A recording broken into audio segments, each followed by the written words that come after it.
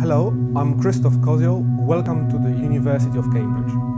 Since the early days of the use of electricity, metallic conductors, mainly copper and aluminium, have been relied upon for a number of uses. However, increasing demand for electrical energy observed nowadays requires much more efficient conductors than copper or aluminium. In our group, we have developed for the first time electric wires entirely made of carbon nanotubes. They are tiny tubules made of carbon atoms only. They are approximately 10,000 times thinner than human hair and have highly exciting properties. We are the world-leading research group in selective synthesis of these specially highly conducting carbon nanotubes. And I have an example of a cable here in my hand, which is made completely out of carbon nanotubes. These wires can be used in electrical circuits and devices which we use in everyday life. But why is it so important to find a replacement for today's electrical wires? And why carbon nanotubes in particular are perfect for that? Probably it's good if you hang it the other way around, right? This way. All around the world, people use more and more electricity. There are billions of kilometers of wiring and tons in various devices. This means that we need to extract more and more copper and aluminium, which are getting increasingly expensive. When using traditional wires, a lot of energy is lost and wasted as heat. They are also not very strong mechanically, and often there are failures resulting in shortage of electricity. All these problems can be solved by the use of carbon nanotubes. Carbon nanotubes are very lightweight materials. They can conduct lots of electrical current.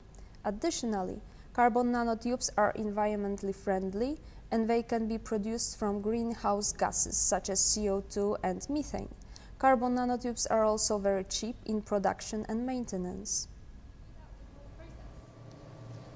Carbon nanotube wires are produced in three simple manufacturing steps. First, we start with the injection process. The ingredients are being injected at the front part of the furnace.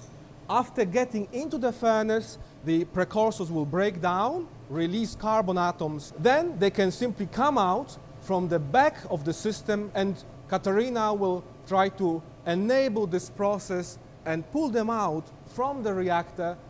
And at this stage, these billions of nanotubes will come together and they will form carbon nanotube fiber.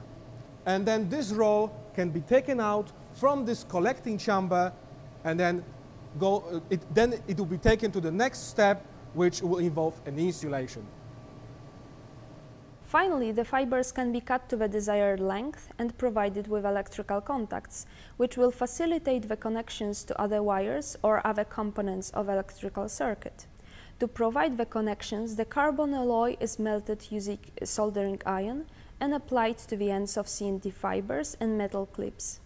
Such a wire can be used in real-life electrical circuit and allowed to light up a bulb. Similar procedure may be used to prepare an Ethernet cable, which will connect you to the internet, or prepare the internals of an electric motor, which can drive your domestic appliances or your future electric car.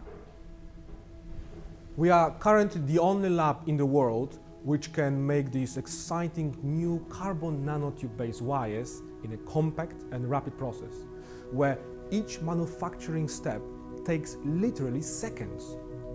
Our desire is to deliver this light, energy-saving new material to the use by the general public.